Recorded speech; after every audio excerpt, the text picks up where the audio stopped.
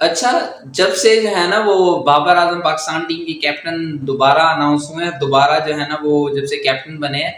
तो बहुत सारी बातें हो रही हैं जनाब बाबर आजम के फैंस के अगेंस्ट और बाबर आजम के अगेंस्ट के बाबर ने पाकिस्तान को कुछ नहीं दिया। और दूसरा जो है ना वो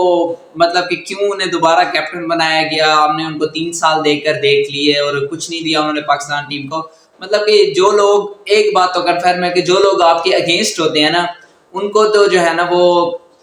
कभी भी उनको, बाबर आजम अगर ट्रॉफी भी जीत जाएंगे ना, मैं यकीन से कह सकता हूँ, मैं नाम नहीं लूंगा, जो बाबर आजम के अगेंस्ट कुछ जर्नलिस्ट भी हैं हमारे प्यारे और कुछ फैंस जो बाबर आजम के अगेंस्ट हैं, तो देन वो अगर बाबर आजम कोई ट्रॉफी भी जीत जाए ना, अगर हम वर्ल्ड कप 2024 और चैंपियंस ट्रॉफी भी जीत जाए, इंशाल्लाह वो तो जीतेंगे, मुझे उम्मीदें नजर आ रही हैं, तो देन फिर भी ये लोग जो है ना वो नहीं मानेंगे और कुछ ना कुछ ऐसी चीजें दोबारा निकाल लेंगे बाबर आजम को ट्रोल करने की। और देन मतलब जो भी रिप्लाई, मैं खुद भी जो है ना उनको वही रिप्लाई देना चाहूंगा जो बाबर आजम ने कल खुद जो है ना अपनी ज़ल्मी टीवी की पॉडकास्ट में उनको रिप्लाई किया, कह रहा है किसी की रोजी रोटी अगर उनके नाम से बनती है तो देन बनने दे, उन्हें क्या टेंशन। और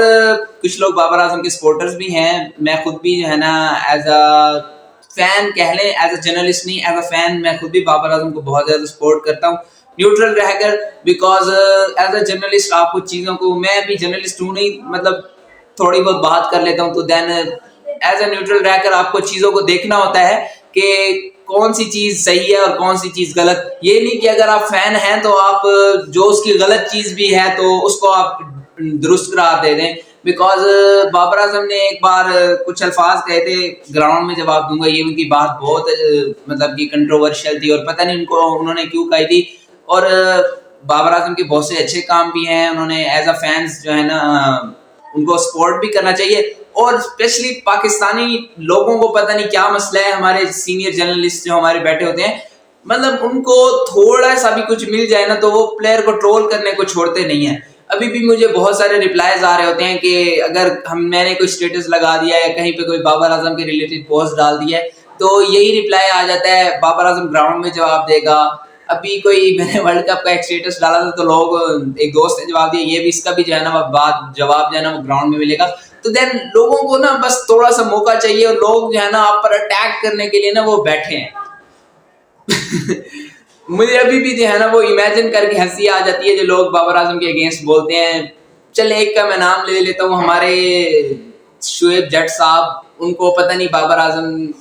से क्या इशू है, पता नहीं क्या हुआ था उनका बाबर आजम के साथ, तो इस तरह से। और दूसरा हाइप क्रिएट की जाती है बाबर आजम की मोहम्मद आमिर से। अच्छा, ये हाइप उनके दरमियान की कुछ नहीं, ये सारी फैंस ने बनवाई हुई है, आमिर के फैंस ने और बाबर आजम के फैंस ने, कि आमिर न्यू कर देता है, बाबर आजम ने यही कहा था उसे, आमिर ने यूं कहा था, बाबर आजम का स्ट्राइक रेट लो है, ऐसे टी20 में नहीं खेलना चाहिए। अच्छा, ये हाइप पता है कैसे बनी थी? आमिर से ही बनी थी। बिकॉज आमिर ने एक दो बार अपने शो में बोला था कि बाबर आजम को टी20 में नहीं खेलना चाहिए और बाबर आजम टी20 के लिए नहीं बने। तो देन इस पे बाबर आजम का कोई रिएक्शन नहीं आया था, जस्ट एंड जस्ट सिवाय फैंस के। बिकॉज फैंस ही एक दूसरे से लड़ते रहते हैं और ज्यादातर फैंस ही एक दूसरे को जवाब दे देते हैं, तो देन वो सोशल मीडिया पर रोज बात होते होते होते वो एक हाइप क्रिएट हो जाती है, ऊपर के जो है ना वो प्लेयर्स आपस में लड़ रहे होते हैं, और अगर अब वो एक टीम में आ जाते हैं तो उनकी जो है ना वो यूनिटी नहीं बन पाएगी। Because Amir is now playing under Babar Azam captaincy. तो देन अब पता क्या चीज सोची जा रही है, अब ये बाबर आजम के फैंस जो है वो ये बात कर रहे हैं कि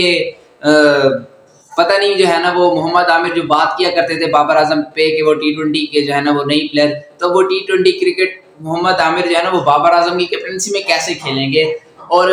आमिर के फैंस ये बात करते हैं कि मजबूरी है आमिर की, और देन बाबर आजम को कैप्टन नहीं अनाउंस होना चाहिए था, पता नहीं इन्होंने पाकिस्तान को कुछ नहीं दिया, शाहीन बेस्ट थे या रिजवान को कप्तान जो है ना वो बना देना चाहिए था। एक मेरा पर्सनल जो है ना पॉइंट ऑफ व्यू है वो ये कि शाहीन शाह अफरीदी और रिजवान को जो है ना कैप्टनसी इसलिए नहीं दी गई, जो मतलब मुझे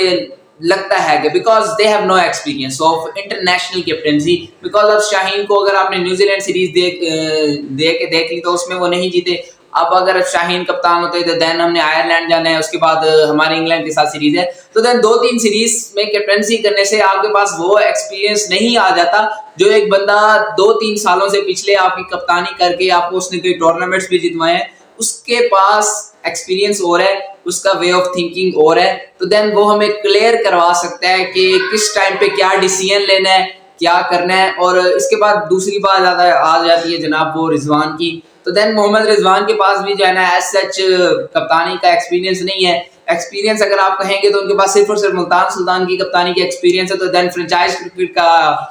एक्सपीरियंस जो है ना वो इंटरनेशनल में डिफरेंट होता है, और इंटरनेशनल का कप्तानी का एक्सपीरियंस वो फ्रेंचाइज में डिफरेंट होता है। तो इसी एग्जांपल आप ले ले शाहीन शाह अफरीदी की कप्तानी से, जो उन्होंने लाहौर क्लंदर्स को 2 बार टाइटल तो जितवा लिया, मगर देन इंटरनेशनल क्रिकेट में उन्होंने क्या किया। और शाहिद अफरीदी के रिलेटेड भी कुछ बातें हो रही हैं आजकल के, उन्होंने मतलब कि ज़का अशरफ साहब को कहा था कि सिर्फ और सिर्फ शाहीन को कप्तान बनाने का, फिर बाद में उनसे भी क्लियर हो चुका है अब कि उन्होंने ऐसा कुछ नहीं कहा था। तो देन ये सारी आजकल हाइप क्रिएट की जा रही है कप्तानी के रिलेटेड। और इसके अलावा मैं बात कर रहा था बाबर आजम के फैंस के रिलेटेड, और बाबर आजम के रिलेटेड के कोई मौका चाहिए ऑडियंस को सिर्फ और सिर्फ बात करने को तो वो नहीं छोड़ेंगे आप।